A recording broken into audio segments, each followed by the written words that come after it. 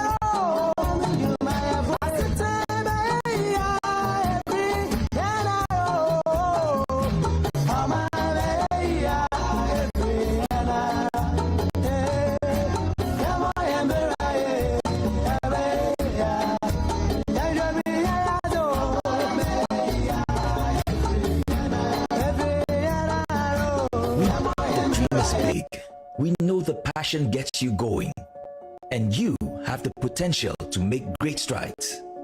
The Chartered Institute of Marketing, Ghana, has always been an avid supporter of industry excellence and innovation.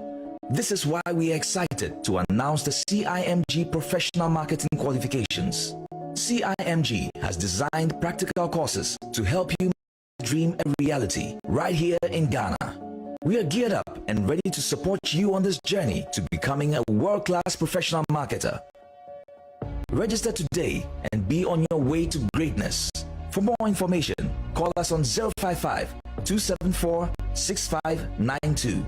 Visit our website www.cimghana.org or email us on info@cimghana.org. Chartered Institute of Marketing Ghana, working for Ghana. There's something about these brands that's different. I want to see inside their playbook. I wish I knew what gives leading brands the edge. Now Now's your chance to get access to today's high-growth brands that aren't just recovering from last year's disruption, but thriving. Deloitte's 2022 Global Marketing Trends Report is out, revealing deep insights mined from more than 1,000 C-suite executives. Uncover the behaviors that separate leading companies from the competition. If high-growth brands are 66% more likely to see purpose as a means to guiding employee decision-making, how can you turn meaning into momentum? If they're 1.9 times more likely to have diversity, equity, and inclusion-related talent objectives, how can inclusion impact your next move? With 61% shifting to a first-party data strategy, what lessons can you apply to your data evolution? If 75% of executives say they'll invest in more hybrid experiences over the next 12 months, where can you leverage emerging channels? From honest observations to business-building breakthroughs, the 7 trends from the 2022 Global Marketing Trends Report let you in on the high-growth strategies that are key to thriving in our era of customer centricity. Are you ready? Explore the full report today.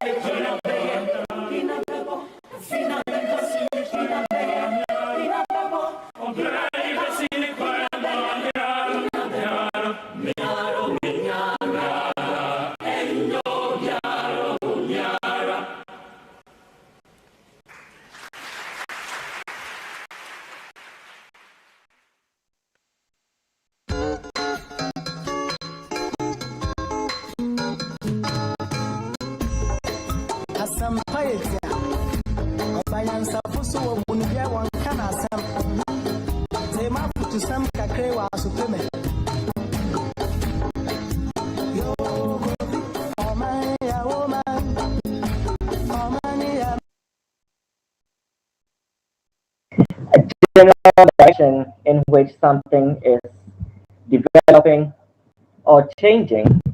Trends can enable leaders to respond to customer needs as they unfold, pivot business models to better align to evolving needs, and foster the human connection we all crave. Welcome to Cimg Evening with Abeeku Entsa-Mensah, West Africa Leader, Clients and Industries Marketing from Deloitte. And the topic, 2022 Global Marketing Trends, Thriving Through Customer Centricity. Without wasting much time, we're going to go straight into the order of the day, and we'll start with an opening prayer. Almighty Father, we thank you for today. We bless you for how far you've brought us.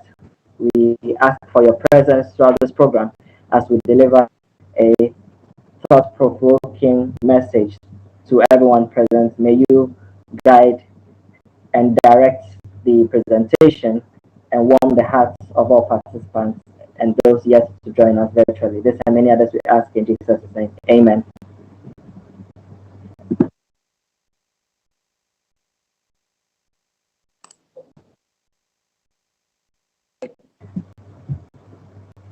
So we're going to continue with the program, and would like to introduce some special guests on call. We have Council Member Ms. Doris Kuwonu on call. We also have the National President of Cimg, Dr. Daniel Kasati, who would introduce now, and we welcome the National President to give us the opening remarks to start the program. National President. Yeah, good evening and thank you. Clarence, just confirm that you can hear me. Yes, we can hear you.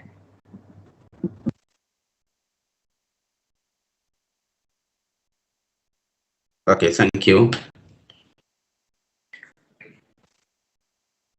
Good evening, everyone, and welcome to tonight's event. Our distinguished speaker for the night, patrons and fellows of the Cimg on the call, national executives and governing council members, members of the Cimg, media men and women present, our distinguished personalities, ladies and gentlemen. I, on behalf of the leadership of the Chartered Institute of Marketing Ghana, Cimg, welcome everyone to this evening's Cimg Evening with Abeeku Entsa-Mensah.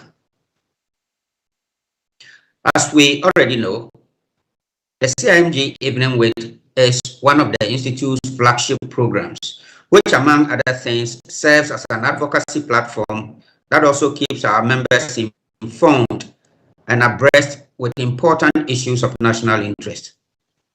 That's why this platform keeps attracting some of the finest personalities and speakers from diverse backgrounds to join us dialogue on topical matters. We have over the years done this by collaborating with individuals and identifiable organizations to organize programs of this nature on this platform. So for tonight, we have our good friend Abeeku leading the discussion on 2022 global marketing trends, thriving through customer centricity. As an institute, we continue to do this in the hope of positioning CIMG as the voice of marketing that champions the interests of consumers and also regulating the practice of marketing in our country. For this evening, we are here to make a forecast into future marketing trends and how they will influence strategies for businesses in 2022 and beyond. I would therefore pause here to thank Abeeku for agreeing to join us this evening to deep dive into the subject matter. Ladies and gentlemen, I invite everyone to be attentive and enjoy the evening with Abeeku. Thank you.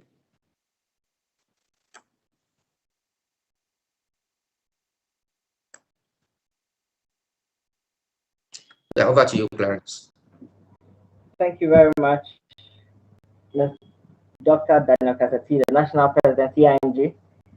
We move on to the next on the bill, and we have in our August present the West African leader, clients and industries, marketing from Deloitte, Abeeku Entsa-Mensah. He leads Deloitte's brand and marketing efforts in 5 countries in West Africa, namely Ghana, Nigeria, Liberia, Sierra Leone, and Gambia. He also is responsible for developing Deloitte's market offerings within the West African sub-region. He holds an EMBA in marketing from the University of Ghana Business School, Legon, and a PhD candidate at the Ghana Communications Technology University, formerly Ghana Technology University College.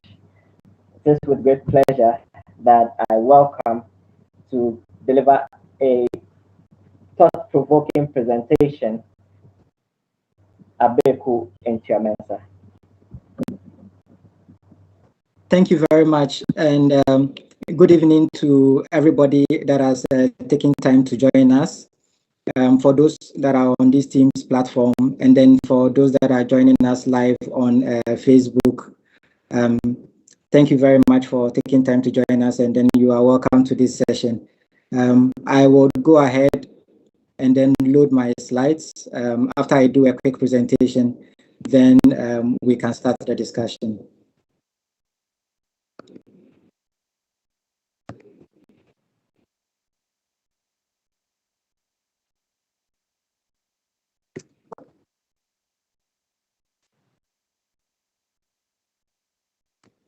So this evening, we are going to have a quick talk on the global marketing trends for 2022.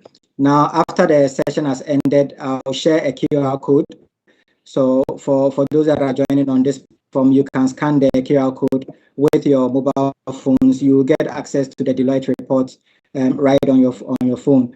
And for those that are joining by their mobile phones, you can also take down the URL and then you can go to the website and download the report.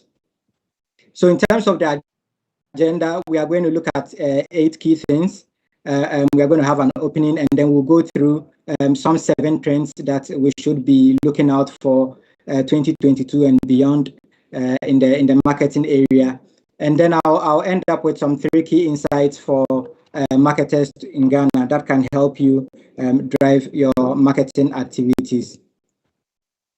So what has happened with the coronavirus has basically affected all businesses. It doesn't matter the sector of the business. And it has become increasingly challenging for marketers to connect with their clients and their customers. So for most businesses, they are either trying to recover, or they are done with recover and then seeing how they are going to respond to what is going on around them. So there are 7 trends that we believe can drive customer centricity. That is going to be our focus this evening. And then hopefully that would give you some ideas as to how you are going to respond to the dynamic customer experiences that have occurred as a result of all of the challenges that we are facing in these times. So we are going to start with how brands can use an authentic purpose to create a competitive advantage for their organizations. And for that, the leverage is going to be on the people and how the people can be a beacon for growth within any organization.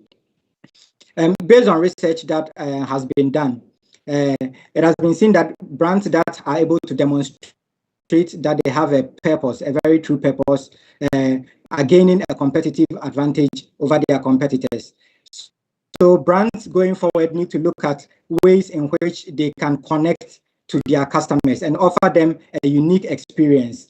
So the customer touch points are changing. We are in a hybrid environment. It is no longer a physical touch point. So whether it is social media, whether it is other digital platforms, whether it is mobile, it is important that you need to define the purpose of your brand well, so that you know how you are able to connect with all of these customers at the various touch points. And it has to be embedded in the strategy you run for the brand. And it must also be very clear to the clients and the customers that you deal with that you are not only interested in profit. You know, the brand actually has a purpose, and beyond the profit, that purpose is felt within the marketplace, and it's part of the growth strategy of the brand. In fact, it is a point where brands that have been able to demonstrate that they have a purpose are beginning to get a competitive advantage in the market. For some engagements, for some contracts, increasingly some multinational brands or organizations are beginning to ask what the purpose of your brand is. They are beginning to ask how your brand is interacting with the people in the different communities where you operate, and how that is having an influence on their life. So it is important that you understand the purpose of your brand and then take advantage of it. And not just understanding the purpose, but it needs to be authentic. You cannot just make up any purpose and say, this is our purpose.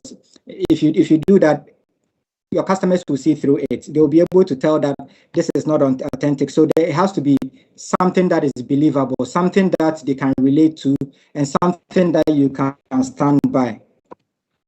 Now, the authenticity is not just by saying it. It has to be something that is inclusive in all of your marketing strategy. And that means that making sure that there's diversity represented within the marketing strategies that you put together, and then even within the composition of the marketing teams. So some of the fastest growing brands now are brands that have been able to demonstrate that they are looking at customer expectations, and then they are marrying that into how they diversify their approach in their communication and then their advertisements. And then such brands have been seen to be some of the fastest growing brands based on our study. So it's important that you are not looking at narrow areas when you are setting up your advertising or your communication or your marketing. It must reflect the diversity in the environment where you operate, the kind of language that you are using, the visual cues you are using, the colors, the people that are represented in your communication. It's important that that diversity is authentic and it is reflected in all of the messaging across all channels. So we are not talking about only above the line channels, below the line, other interactive channels. It needs to flow through all of these channels. It's also important that it needs to connect with the aspirations in the market that you operate.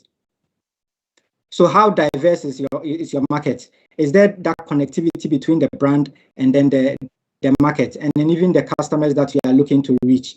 And is it set up in such a way that it is easy to recognize that this brand takes diversity as an important area, and they have incorporated that in everything they do. So not just all of the ideas that you have behind the camera, but the information or the content that goes out there should also reflect that.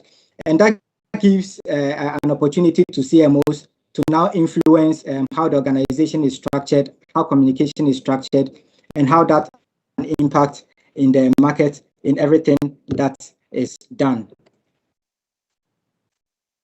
Now, we all know that marketing and advertising is driven by creativity. So it's important that there has to be a very efficient creative engine that is driving all of the marketing efforts. We are going to the level where it is no longer about assembling some creatives, some copywriters, and some art directors. It has gotten to the point where the strategies that determine the creative that comes out has to change. So now the leading brands are not just employing creative people, they are also employing data scientists, people that understand the analytics that is collected based on all of the touch points and can give a good interpretation of all of the analytics to inform the creative ideas that are developed. And even the people that represent the brand, the faces of the brand, the social influencers, have become a part of the creative process. So you are looking at composing teams that are not just made up of purely creative people. You have data scientists in there, you have strategists in there, you have media people in there, and then you have the social influencers who are more or less the faces and understand how the interaction is happening on the social platforms and are able to speak to the issues that the creatives might not be able to easily pick up. So you have the opportunity to turn some of these social influencers even into creative agents. And these agents can give you a lot of insight as to what to do in terms of developing creatives. So it's no longer an issue of working in silos. It has to be a collaborative approach between all of the people that can provide insights in developing the marketing process. What that means is that the skills that are required for marketing going forward is going to change. We are not going to have people that are purely marketers or have a purely marketing background. We are not going to have people that are purely design-oriented or creatives. We are also going to have data scientists. We are going to have influencers. We are going to have people from all sections of the value chain that interact with these customers or these clients. And then they would all bring their insights together to develop a very intelligent creative that speaks to the need of the market. And what that means is that the creative process is no longer going to be in the box. You know, even the compositions of the teams has to be out of the box. Everything needs to be rethought. Everything needs to be reformulated right from the beginning, and then a new approach formed, to enable us to be able to connect with the kind of clients and customers that we want. Now, for the brands that are connecting with their customers virtually, because of the hybrid in which we are, and we are getting to the point where customers are beginning to ask, clients are beginning to ask what their data is being used for. So it's important that as we gather data from our customers online and all of the digital touch points, we use that data to offer an inspiring customer experience.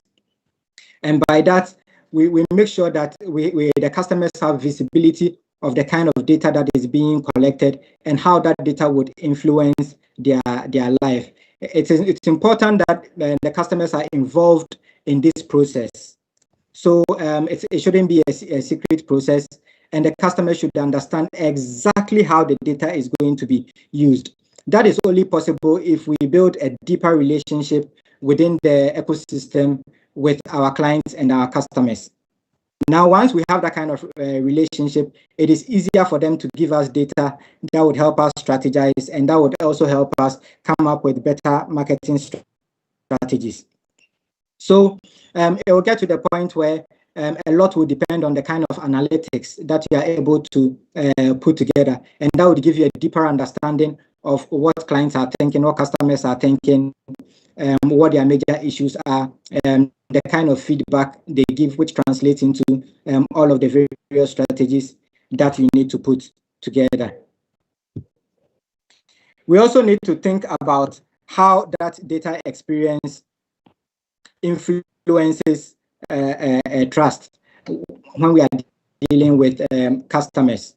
You know, I always say that to be able to get the relevant information, there has to be trust. And I'll give an example with what is going on with the NIA now.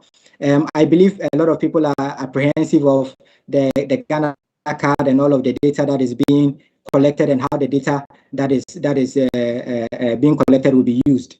And I think it's because there's a general mistrust about the process. And one way to go about that is for maybe the NIA to have built a strong relationship with the people of Ghana first, to let them understand why they need that data and what that data can do for them. So maybe coming together with some honest communication about the motives for which they need that data in clear, easy to understand language that cuts across everybody in Ghana, because they are picking up everybody's data. And then specifically the kind of data that is needed from everybody and how that data would be used to make their lives easier for everyone. And I believe if we had gone through that process, we probably wouldn't have had the issues that we are having now. It also means that marketers need to start working with cybersecurity teams to ensure that when they promise customers and clients that their data would be secure, they mean what they say, and there are systems in place that would ensure that all of the data that is collected to inform marketing strategies are secure. So the process in ensuring that the customer has a good data experience starts with a relationship. So that relationship has to be very, very strong between the brand or the organization and then the customer. And then you need to empower the customer so that they understand the options available, the kind of data that would be collected, and how that data would affect their own experience and the kind of services that they require from that particular brand, be it public sector or private sector. And in that process, you would also have to include the cyber teams that would ensure that there are security protocols in place, and the customers are aware of the security protocols. They can query the security protocols and understand how their data is stored and how their data is going to be used. And in that explanation, we make sure that there's simple, easy to understand language that is explained to everybody, and they understand everything that is going to happen around the data that has been collected. Now, because we are living in a hybrid situation now, in fact, most organizations are going fully hybrid. They are not working full-time in their offices again. What it means is that we need to blend our strategies to take into consideration both physical and digital environments. What that means is that the kind of experience that our customers are used to from the physical environment should be translated to the virtual environment. So during the lockdown period, and there's talk of possible restrictions due to the new virus strain that has come, how do you ensure, for example, for a supermarket, or let's say a shop that sells shoes, or a shop that sells different brands, to ensure that for customers that cannot walk in, how do they still get that unique experience through virtual platforms? You know, so it's important that you need to start looking at ways of innovating around that customer experience. How do you translate the physical interaction to a virtual interaction? There are some brands that have employed robots that are doing the messaging protocols on their various platforms, but sometimes it is easy to tell that you are communicating with a robot, and so that experience is not so good. How do you work with technology to ensure that you can take away all of the bottlenecks, and then your customers can feel comfortable in that process? It would mean that you need to start looking at the kind of infrastructure you have in place, and how that infrastructure is going to enable this process. And then if in designing the customer journey, let's say, the life cycle of the customer at each touch point. How are you going to blend the physical and then the virtual environment? And how are you going to ensure that in all of this process, there's always constant feedback from the customer, so that you use that kind of feedback to be able to enhance the experience as you get along. So it has to be a flexible process. It has to be an agile process, and it has to be something that the customers can really get involved in, and then help you steer the kind of experiences. So it shouldn't be something that you sit behind the desk alone and strategize, or sit in your brainstorm sessions and strategize. It's important that you understand the perspective from what the customers are also expecting, and then you blend that into the kind of experience you are looking to give. In all of this process, I mean, there are tools that are available. So it's important that you employ all of these tools to be able to give end-to-end customer experience. And one of those tools is artificial intelligence, which is getting embedded in all of the marketing processes globally. So the brands can make use of AI to better understand what their customers are up to, the kind of feedback the customers are getting, how the feedback can turn into proper marketing strategies, and how they can use that as a tool to enhance their experience within that market and then drive revenue for the firms. So it means that whilst working on your marketing strategies, you need to be working together with the data scientists who might have a better appreciation of how to extract the kind of experience using AI from all of the information that you have collected from the particular customer. So some of the typical information could be their experience when they go to your brand's website, which are the tabs they are clicking on, which are the requests they are making, how much time are they spending on each page. When they call your brand's call center, what are the conversations that go on, what are the complaints that go on, what are the issues that have been resolved to, even people in the comparative brackets. What are the kind of analytics that is coming after mining that kind of data? It's important that as you do that, you also have that human connection. So not all of that information should be driven by AI. There should also be that human connection to understand what these touch points are, and whether the information you are getting from these points are actually correct. So AI can help the customer service and the contact center offer a better experience. But we shouldn't lose touch that the human factor is also important, and that should not be taken out of the equation. That should not be taken out of the equation. So looking at 2022 and beyond, there are three key insights I want to end with, which are important, I believe, for marketing in Ghana. And the first one is on reputation. Brands are now being judged based on their reputation in the market. In fact, for certain collaborations, certain contracts, certain platforms, if your brand does not have a good reputation, you will not get a certain contract, or no other brand would want to associate with you. So it is important that you define the reputation of your brand based on the activities that happen within the marketplace. So how is your brand influencing the community in which they are operating? What is your brand noted for? Does your brand have a good reputation or a bad reputation? Or is your brand just an opportunities brand? So something is happening in the market, you take opportunity, and then you jump onto that. Trust me, going forward, once careful attention is being paid to that, it will start reflecting in the kind of interaction even your customers have with your brand. A brand that has a good reputation, that is based on how authentic the brand is, would outshine other brands that do not take care of their reputation.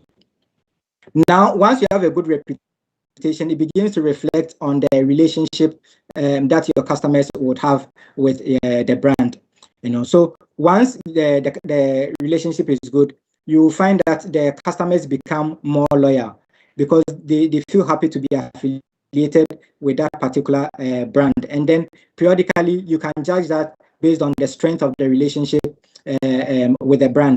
And you can do that through probably doing some dipsticks in the market, some surveys in the market to understand what your brand means to your customer, what your brand means to the various stakeholders you deal with, and how is your brand seen within the marketplace. What it also means is that you are more likely, if you have a good relationship, to retain your customers over a longer period. Because then they feel more inclined to stay with the brand. They feel more loyal towards your brand because you have developed a good relationship with them based on the reputation that has been developed. And then that eventually would lead to revenue. Marketers going forward would also be judged based on how much revenue they are able to generate for the brand. Now, the important thing is that as we are using technology, as we are using artificial intelligence, as we are doing our strategy based on analytics, it would also be used, it will also be possible, to use those same technologies to track the effects of the marketing in the marketplace. So they'll be able to tell whether the marketing activities are directly linked to revenue, or it is just a cost center where you are spending money on advertising, spending money on marketing campaigns, but it is not having any influence on the revenue of the brand or the revenue of the organization. So it's important for marketers to start thinking about how their marketing activity links to the revenue of the brand, and how they can use all of the tools available to them to ensure that they can use the marketing activities to generate money for the brands that they represent.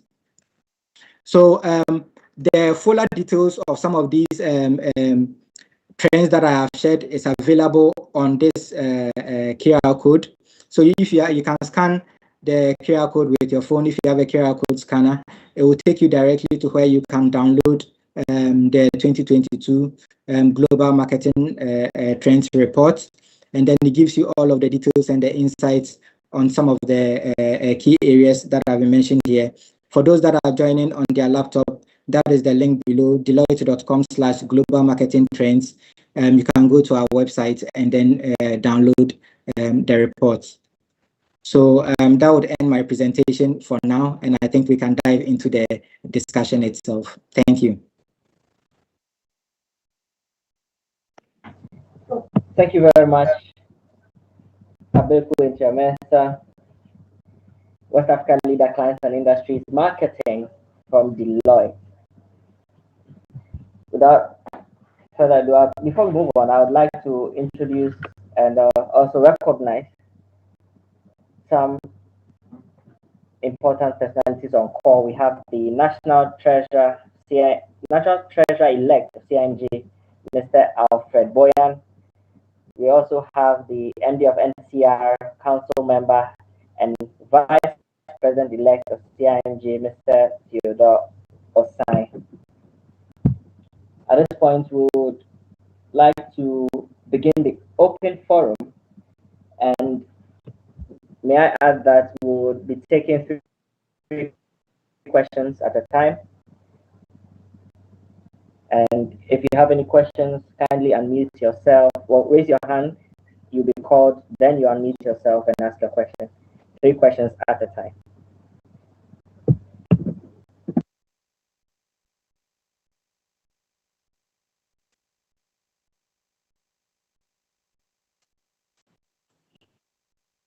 Yeah, Clarence, just before the questions come in, if the QR code can be left on the screen for a short while.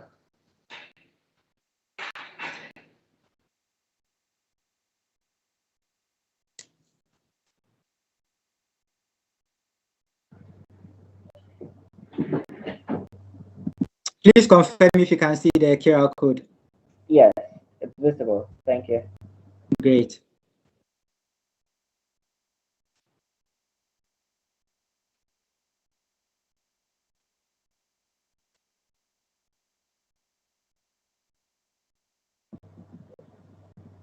Edusa, kindly unmute yourself and ask your question. Good evening, sir, and good evening, everyone. Good evening. We can hear you. Please go ahead. Good. Okay. Our respected resource person, the socio-economic importance of marketing has not been adequately harnessed in Ghana. Few companies, if I may say, are properly using the marketing ingredients in their daily activities. Most of the government institutions are out of that. What do you think can be done for marketing to be used to improve our socio-economic as far as our development paradigm is concerned?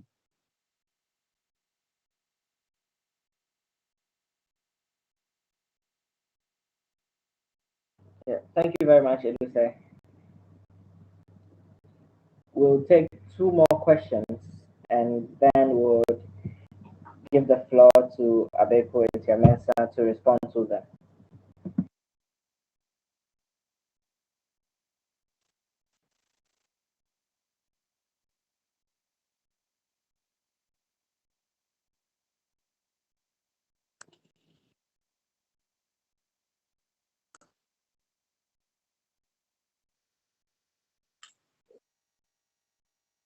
In the absence of questions at the right now, would kindly ask that you respond to the question as we are waiting. Okay. Prince, please unmute yourself and ask a question. Thank you very much, and good evening, everybody. Please, we want to know, because of the current economic content of Africa and a lot of other, even Ghana, with the impact of COVID on the activities of businesses. I want you to specifically give us something short on the marketing trend, like the business trend. I don't know whether I'm diverting from the topic, but I want to see how it's going to impact on the businesses in 2022. How the impact of COVID and other, the economy is not actually going on well. Even currently, we are looking at the budget. The government have to tax a lot of people, and these are going to affect businesses. So I want you to kindly just give us a sentence on how the trend, the 2022 global trend is going to affect business operations. Thank you very much. Thank you for the question, Prince. One more before the responses come in.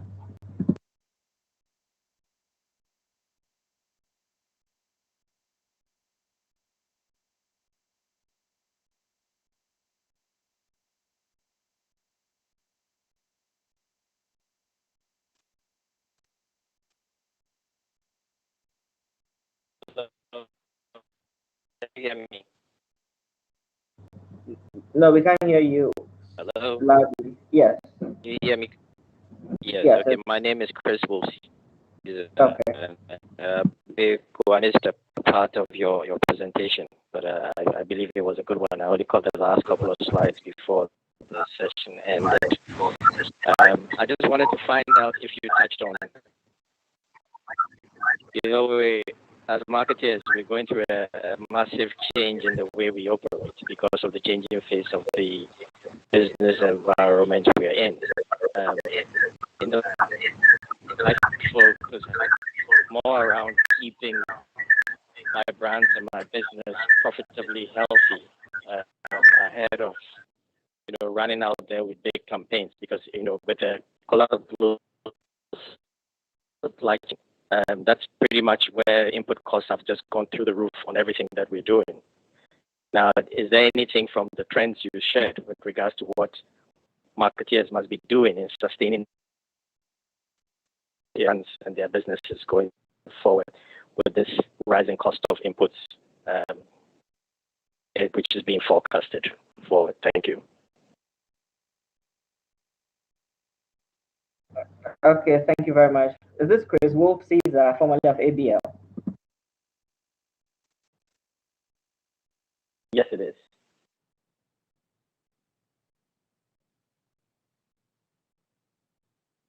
Okay, thank you very much. Hello, can you hear me? Yes, it is.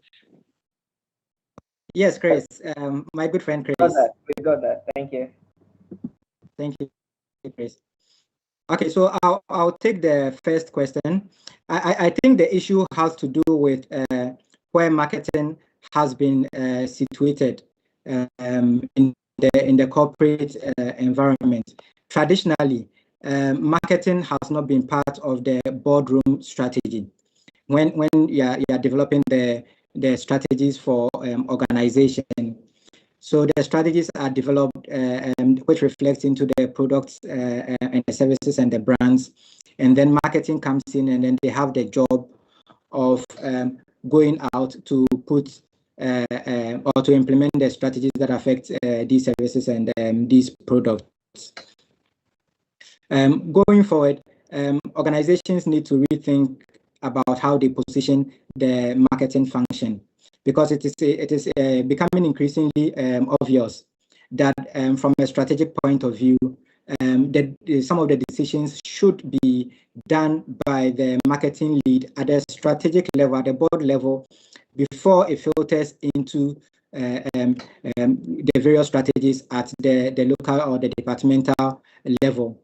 So whilst the organizational strategy is being developed, marketing should be part of that organizational strategy. And the reason why it's important is that if you look at issues of reputation, leading the market through reputation, that is not developed by the brand marketing team.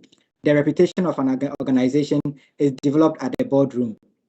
And so once marketing has the job of ensuring that the organization or the brand has a good reputation in the marketplace, it is important that whilst that is being formulated, it is actually being led by the CMO within the organization, and it is part of the organization's strategic plan, not just the CMO implementing something that has been developed by others in the boardroom.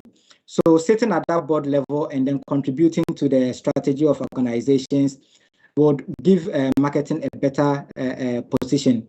If you take the public sector, in fact, it is even more important in the public sector because there are lots of initiatives, some what you would call good initiatives that are happening in the public sector.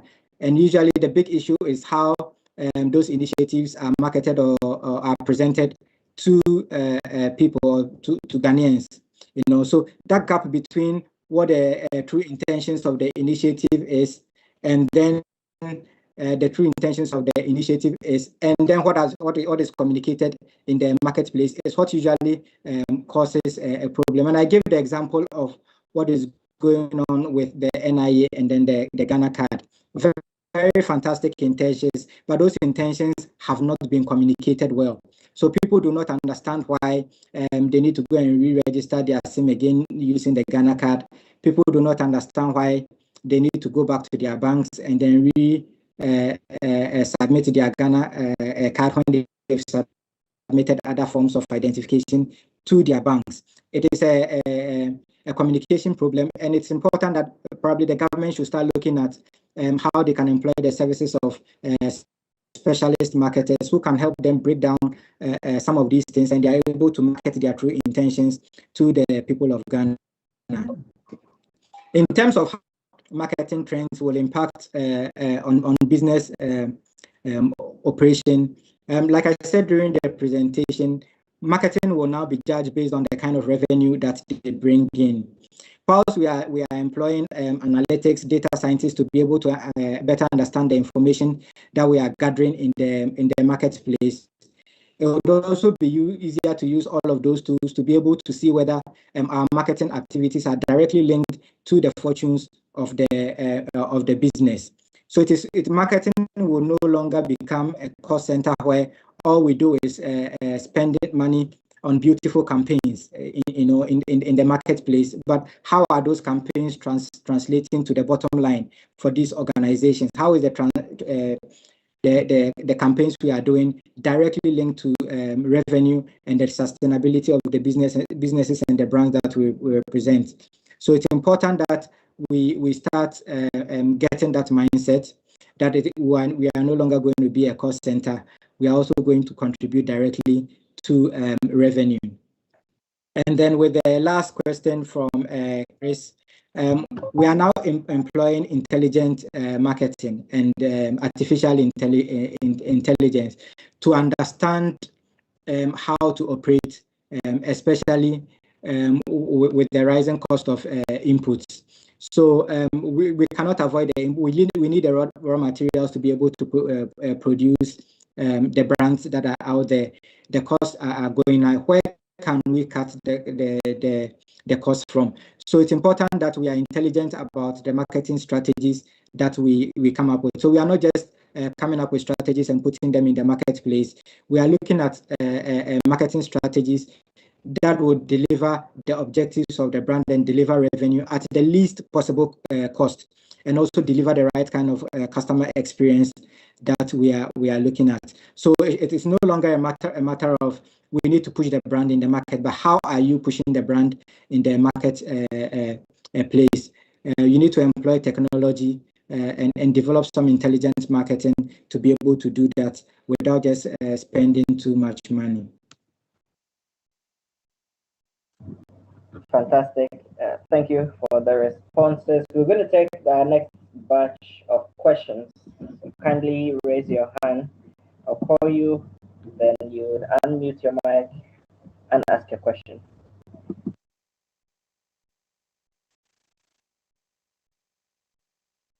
Yes, go ahead, Edward.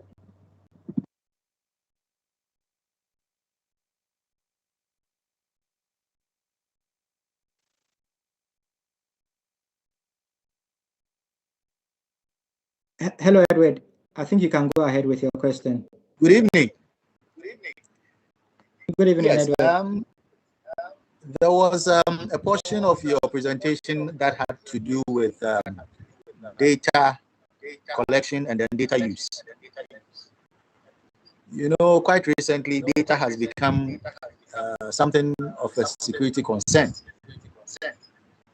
That should your data fall into the wrong hands, anything can happen to you. As marketers and as institutions who are collecting data for use, for our personal use or corporate use, what are some of the security apparatus that has to be put in place to ensure that these data that we have picked do not fall into the wrong hands? Thank you. Thank you, Edward. We'll take two more.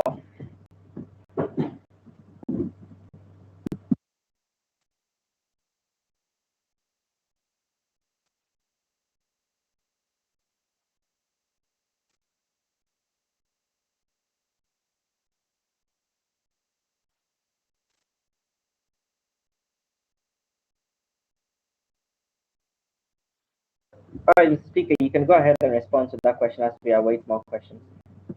Okay, that is fine.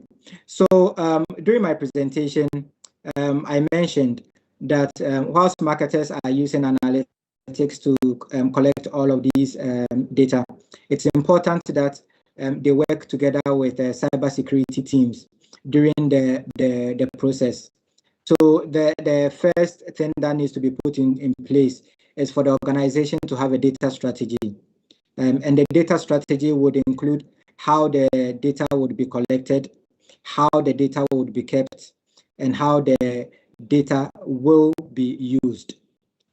And it's important that through all of these processes, there's a very comprehensive data strategy in place to ensure that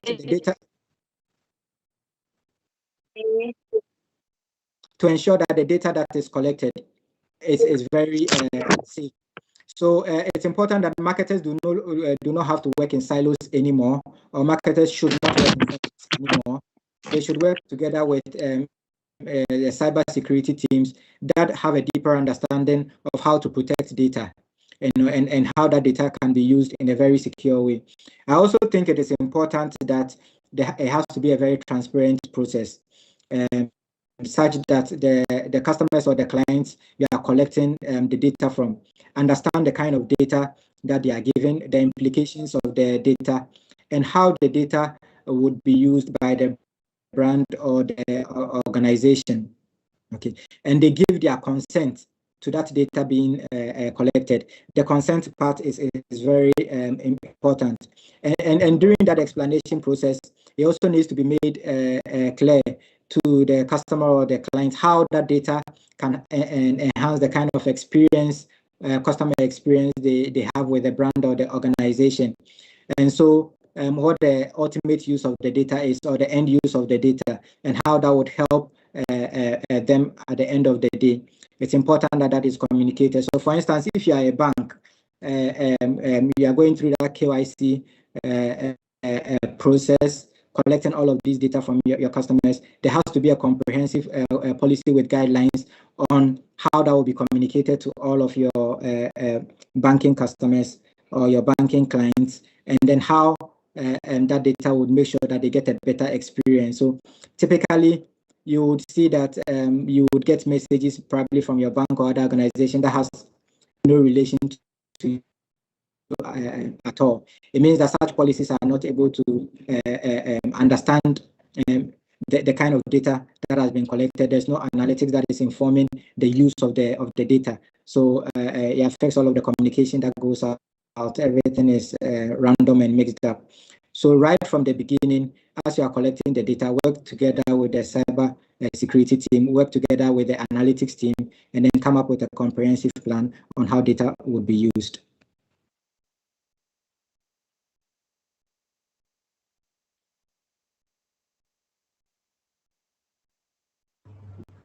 Thank you. We'll take some more questions if there are any. Kindly raise your hand and we'll call you to ask your question.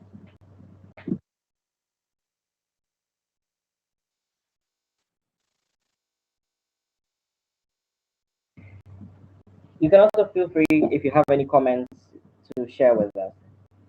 Kindly raise your hand, we'll call you to share the comment.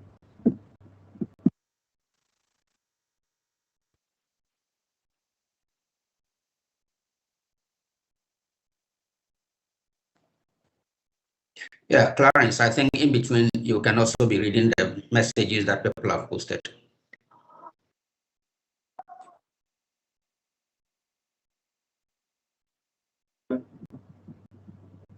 We have a message from Chris earlier, who says, rightly stated, Abeeku, important for marketing not to be equated to advertising.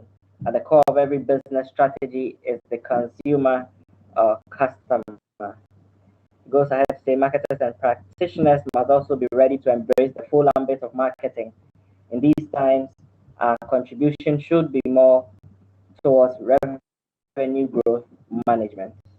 Thank you very much for the message, Chris Wolf Caesar.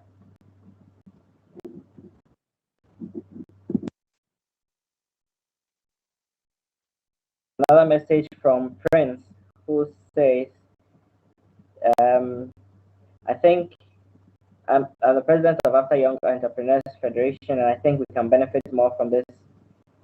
Thanks for this wonderful presentation.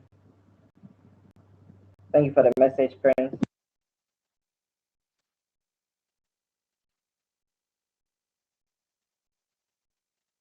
I think I saw a hand raised. You can raise your hand if you have any comments to share, any contribution, any question to ask.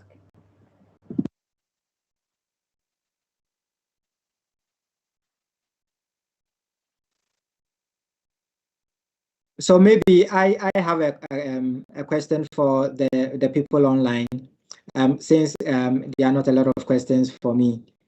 And my question is an open question to everybody. In their opinion, what do they think is the biggest issue currently with marketing in Ghana?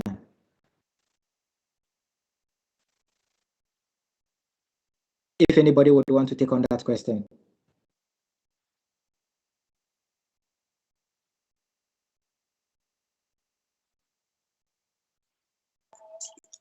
Eduse, yeah. Yeah, currently, I think one of the challenges of marketing in Ghana is branding and rebranding, and integrated marketing communication has not been properly enhanced as far as marketing in Ghana is concerned. That's my view, sir. Eduse, if you talk about IMC not being enhanced, what specifically are you referring to? Are you talking about the extent to which IMC integrates into the corporate strategy, or are you talking about IMC from the point of just advertising? I'm talking in terms of the corporate strategy and sometimes even advertising. The point is that IMC seeks to look at integrating all your activities as far as your marketing programs are concerned, vis-a-vis your customers. But unfortunately, most companies don't implement it in line with the programs or the strategies they have for the year or for the company.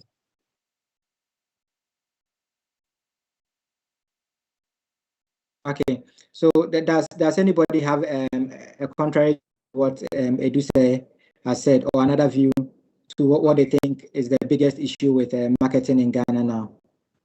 Hello, yes, Abeeku. Yes, Jerry. Yeah, yes. So I think what is happening is that, like he said, integrated marketing is expensive because you need to put all the various marketing elements together and make sure you have an impactful campaign. But what has been happening is that most of the time there are budgetary constraints, and so sometimes you are forced to cut some elements of the entire integrated marketing. And so you end up doing one or two. And sometimes what happens at the end of it all, you not get the necessary impact that you want to make. So I think that that's a challenge. The issue has to do with budget, and sometimes you are squeezed and you are pushed to cut some elements of the integrated marketing campaign. And then you also end up doing a campaign that will not be impactful. But and then somebody will then say that your marketing campaign was not successful. So that's also the challenge that we are facing as marketers in Ghana. Thank you. Okay, thank you very much, Jerry. And I think part of that problem is that it is difficult currently to link the marketing activities to revenue, to the bottom line. So marketing is seen as a cost center. So all the marketers try to do is to 360 campaigns, all channels, spend so much, getting media engagement, fantastic below the line activities. But how is the measurement done? How does it directly contribute to the revenue of the organization? If as marketers we are able to demonstrate the link between what we do and revenue, then I think it will be easier for the marketing budgets, the IMC budgets, to be approved, because then they can see clearly based on data that if we run a campaign in this particular area, spend this amount of money, we are going to get that amount back plus X amount increment that adds up to the bottom line. So we need to start employing data as marketers to be able to help us prove our point that these campaigns or these activities directly link to the revenue, and it's important. So the reason why they would cut back on the campaign, they'll just look at it and say, no, this figure is too huge, this amount is too huge, we are going to spend all of it on advertising, because maybe when we've showed the channels we are going to use, the various media, the activities we will do and all of that. What we did not include in that strategy is how it links directly to revenue. So probably that is what we should start doing. And then that might change people's perception of marketers just blowing the money, but then we should be seen as people that are generating revenue. I think there is another hand up. Kindly unmute yourself and ask your question. Yeah, Abeeku, as you put the question and I try giving some answers, I want to ask this and also find out during our political campaign activities, you see a huge marketing strategies and brands and what have you been carried out by the politicians.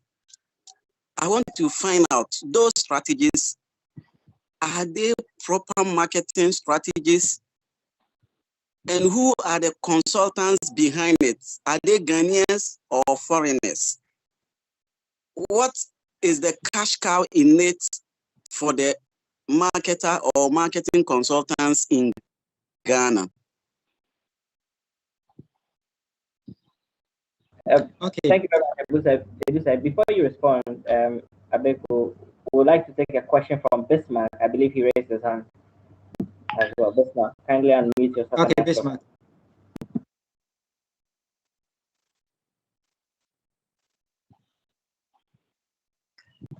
Bismarck Kenchum.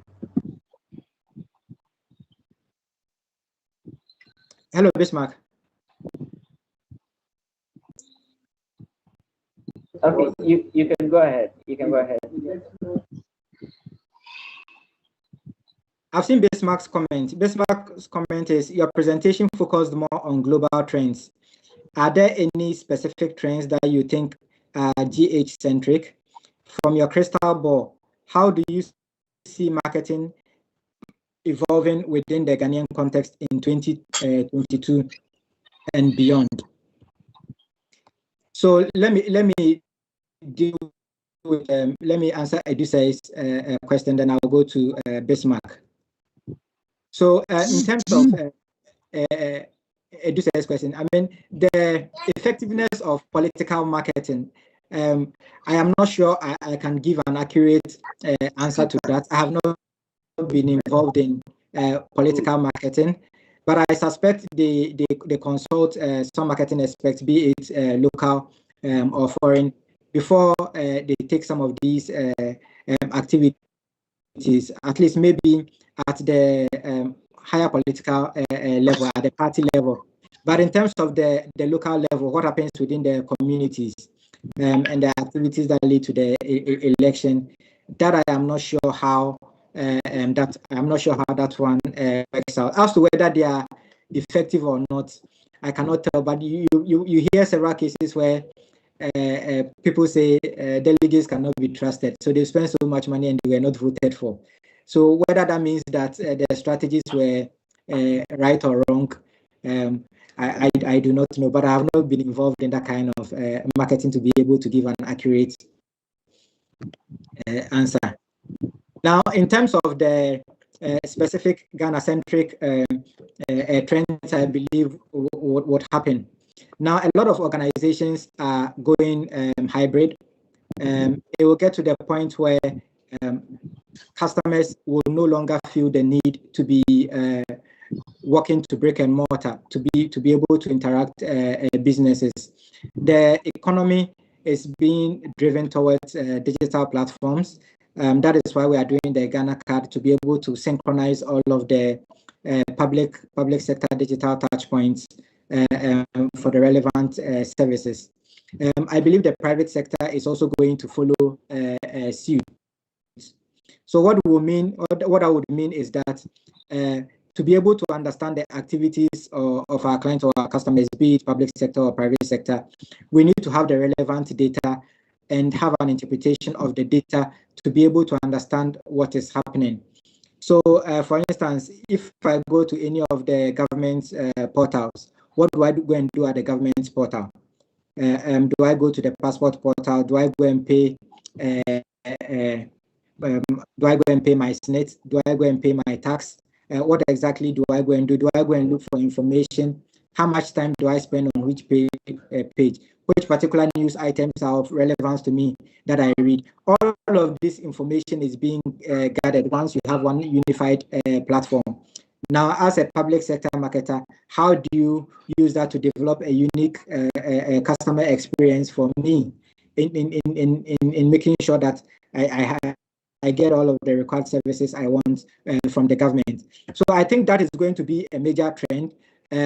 We are going to have marketers that are also specializing in data. So we'll have a lot of data scientists that are being converted into marketers. You will not have only pure marketing people, which means that if you have analytical skills, if you have skills that enables you to mine data and understand the data, you are going to be hot as a marketing person. You are going to be in demand, because brands going forward will demand such people that understand data and can use data and form strategies out of the data which is available. So if you're a marketer and then you are looking at 2022 and beyond and how you are going to stay relevant, these are some of the areas that you should be looking at. Okay, I would like to take another question from Gideon. Gideon, kindly unmute yourself and ask a question, or give your comment if you have one. All right, so mine is a contribution to the question on why the marketing situation in Ghana. Personally, my opinion is that most often than not, executives do not really understand the role of marketing. Yes, probably they may all look at it in terms of the advertising or just promotion, but most of the time, its value proposition to survival of an organization is not well actually understood. So if you have an executive purely from, let's say, an accounting background who does not even appreciate or understand how marketing works and the marketing propositions, then obviously the appropriation of a certain budget might not really be enough, and marketing is seen as a cost center. But again, we may also want to look at probably blaming that kind of conception on marketers ourselves. The first question we need to ask is that what propositions are we bringing on board? Are we always providing a cost element to drive the marketing campaigns, or probably we're able to reposition the value appreciation of whatever marketing programs we come up with, and not just the cost implication? Now, for instance, when we pick up a customer experience trend or journey, what value are we able to attain or get from any other experience that a customer gets or gets involved with an organization? Once we're able to quantify all these things and be able to link it directly to our revenue generation, then most likely to start doing our thinking. And I'm happy Abeeku mentioned the issue of data-driven decision. It's not just all the time that probably we want to come out with a marketing plan without solid data. So if there's absolute data that can drive, first of all, the plan execution, then we can also use the same data to actually underpin the revenue or expected revenue generation. And that can in itself sell to the executives to actually appreciate the role of marketing. Thank you. Thank you for your comments, Gideon, and your contribution to this topic. We'll take a last round of comments, questions before we wrap up the program. If you have any comments to share, any contribution to add, any questions to ask, kindly raise your hand. We'll call you out so you will unmute yourself and share with us. Yeah, Clarence, if you don't mind, and you have time, let me make a little contribution to the problems we are discussing. Okay, what is the problem confronting us today as marketers here in Ghana? I think part of it is what Abeeku has touched on, the complete divorce of marketers from core strategy within the organizations. Okay, so we find typically marketing organizations or marketing departments work through communications agencies to develop communications programs divorced completely from the company's overall corporate and marketing strategies. It's a worrisome thing that is going on in this country. I find a lot of marketing campaigns going on by companies with heavily subordinate market share, running attacks on giant competitors. And I don't know how, if those giant competitors decide to take a retaliatory approach, those with subordinate shares who launch the attacks can survive. What really happens is that they leave their marketing campaigns in the hands of ad agencies or communications agencies that don't have a clue about the industry those companies are operating in. It's a worrisome thing. And if these giant players decide any day that they want to wake up and fight back, most companies will be in trouble. So as marketers, we have got to take charge. Even if our corporate institutions are not involving us in the strategy formulation, when they have finished, we have access to the strategy document, and so we know what strategies our companies are pursuing. We also know our companies better and our industries better. We cannot develop communications programs without sound, creative briefs or campaign briefs. So we have to situate what we do as marketing people within the context of the industries we operate in and not leave them to chance.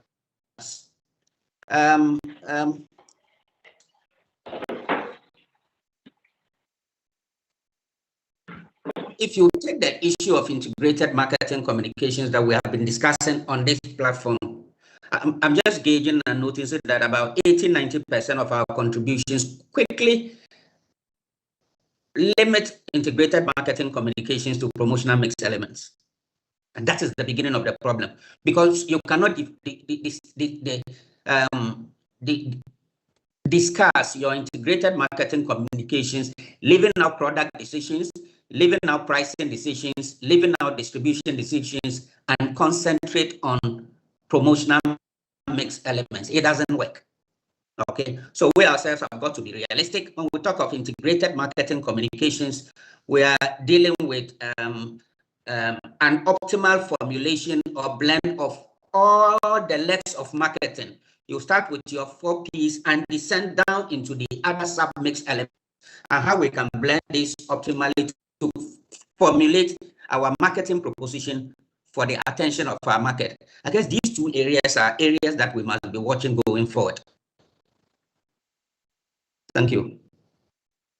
And those are extremely important points, very, very important points. So we end up shooting ourselves in the foot.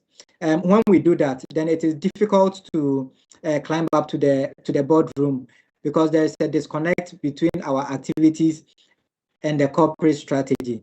So then how do you go to the CFO and then say, well, why has my campaign money been? The CFO cannot see the connection between your campaign and then his bottom line.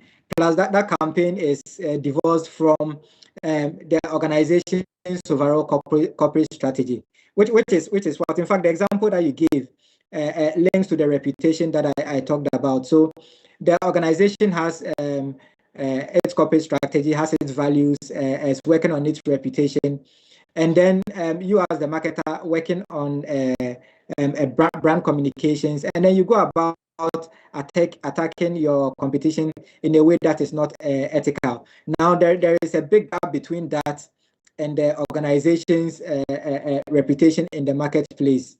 So, and then that begins to cause problems for the brand. Then the questions arise: what are you really known for? What is this brand known for? What is this company known for? Is this company known for attacking their competition, or this company actually in the marketplace to sell value to their customers? If you have value to sell, forget about your competition, sell your value. So that is where the issues come from.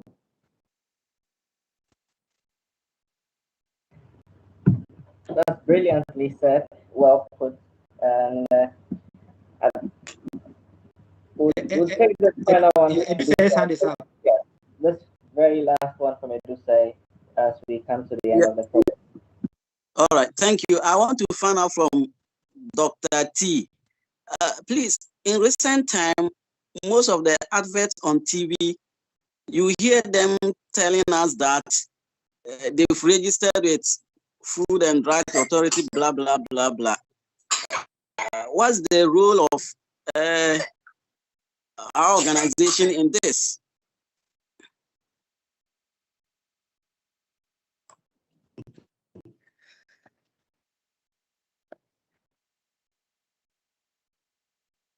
Okay, so thank you.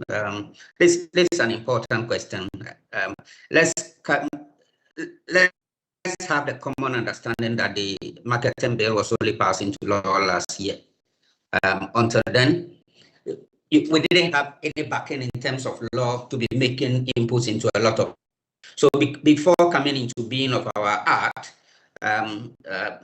there's a Food and Drugs Board, there's the Ghana Standards Board. There are a lot of authorities that have been playing some of the roles that we ought to play. So as part of our stakeholder engagements, we have begun talking to some of these and see how we can collaborate and then to shape out the areas that we need to be collaborating on and things that remain in our domain, how they can give them back to us. And then, so if you take those two institutions I've mentioned, for instance, when we met them, the discussion was very simple. You have your hard elements that you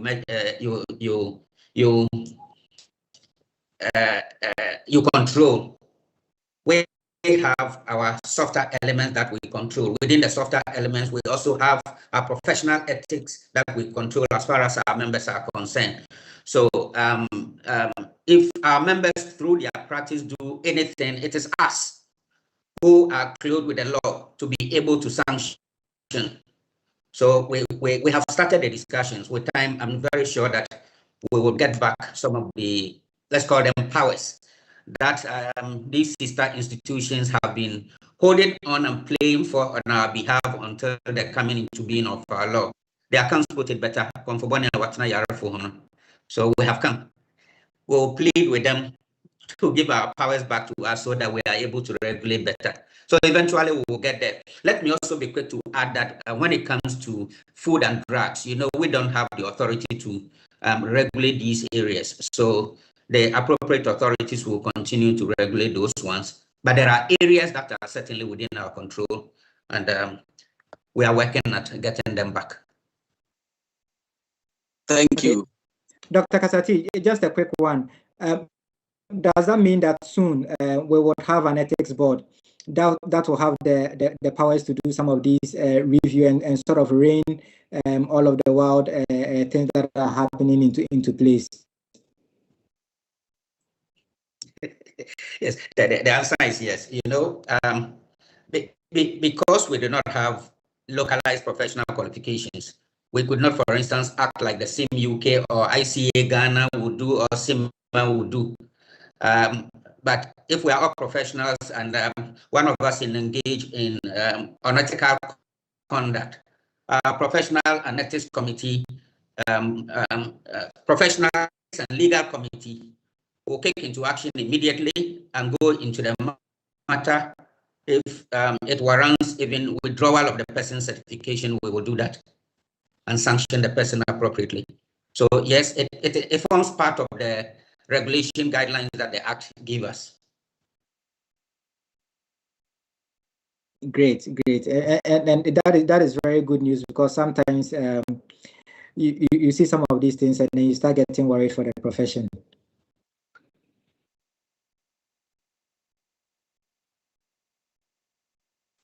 Yes, thank you very much for the presentation contribution. There's a hand up, Edusei.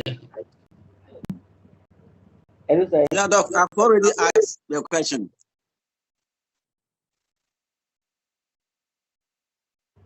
Good. In that case, this is how we end the open forum, and would like the National President, Dr. Dana Kasati, to give us the closing remarks. Okay, thank you, Clarence, and thank you, colleagues. I guess it's been a wonderful evening. We've had our friend Abeeku, lead us stimulate discussions on areas that are important to the practice of our profession. It says it is important for us to always define the purpose for which our brands stands in ways that create connection between our brands and their customers, all right? And he says we should do so, particularly in today's era when there are new touch points for consumers as a result of the new norms, okay? So today, the touch point, going forward, the touch points are going to change. Indeed, they started changing from early last year, and they continue to change. So the purpose for which our brands exist must always be properly defined, and we should continue to explore ways of connecting with our clients via new touch points. Says diversity and creativity are so important to everything that we do, and we should do this by, building robust, usable data by first of all creating relationships with our audience and letting them know why and for what use we collect data on them. And we should do this in such a way that we do not breach the data protection regulations of the land. And also, even if the regulation was not there, we do not unnecessarily expose our clients, okay? What I like about the presentation so much is the three key pillars for as critical success factors. It says reputation, and that reputation has got to be an authentic one. And if we create good reputation at the marketplace, it will help us establish good relationships with our audience, and through this relationship, we are able to build customer retention and move on there to establish emotional connection with our clients. And that these combined will now make a positive contribution to the bottom line of our organizations. He's sounding a caution that going forward, every KPIs that we set for marketing purpose will include issues touching on the bottom line. So we cannot continue to be saying the nice to do things, brand awareness, we want to enhance awareness, creativity. If all these things are to be done, they must have a positive connection or contribution to the bottom line. It makes the case for, us to find creative ways of getting marketing involved and taking center stage during strategy formulation for organizations. And most importantly, as this will help us during execution of our marketing programs. And the need, we ourselves have been crying already, how to convince the public bureaucrats and politicians on why marketing is important and why we must employ marketing within the public service institutions of Ghana. I think in a nutshell, that is what we have been discussing this evening. Abeeku, I think it's been a wonderful, wonderful evening. We need to be connecting again. We'll pick another topic and come back and do this maybe sometime early next year. For me, it's been an interesting evening. Thank you. Back to Clarence. Thank you very much, President Dr. Daniel Kasati. And I'd like to also add that the presentation will be shared with everyone on the call. We'll have your email through the registration, and we will share them in due time. We'll take the closing prayer.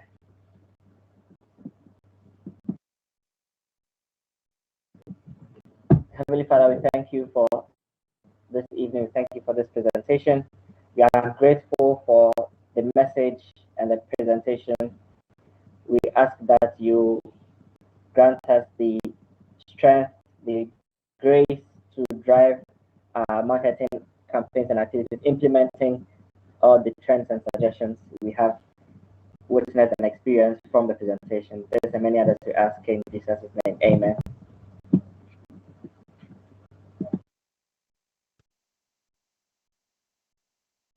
Okay, thank you, everybody. Good night. Bye-bye. There's something about these brands that's different. I want to see inside their playbook. I wish I knew what gives leading brands the edge.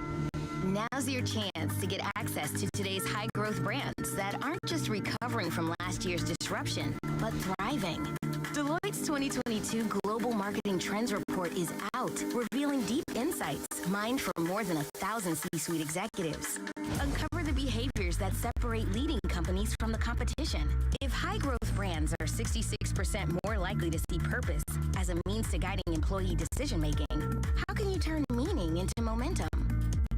If they're 1.9 times more likely to have diversity, equity, and inclusion-related talent objectives, how can inclusion impact your next move?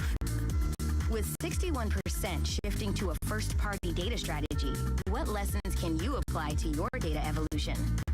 If 75% of executives say they'll invest in more hybrid experiences over the next 12 months, where can you leverage emerging channels? From honest observations to business-building breakthroughs, the 7 trends from the 2022 Global Marketing Trends Report let you in on the high-growth strategies that are key to thriving in our era of customer centricity. Are you ready? Explore the full report today.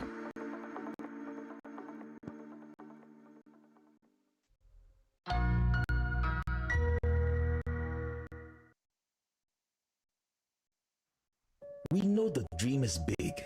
We know the passion gets you going. And you have the potential to make great strides.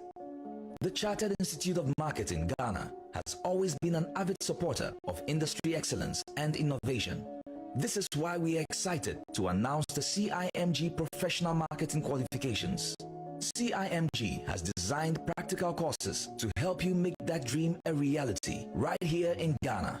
We are geared up and ready to support you on this journey to becoming a world-class professional marketer. Register today and be on your way to greatness. For more information, call us on 055-274-6592. Visit our website www.cimghana.org or email us on info@cimghana.org. Chartered Institute of Marketing Ghana, working for Ghana.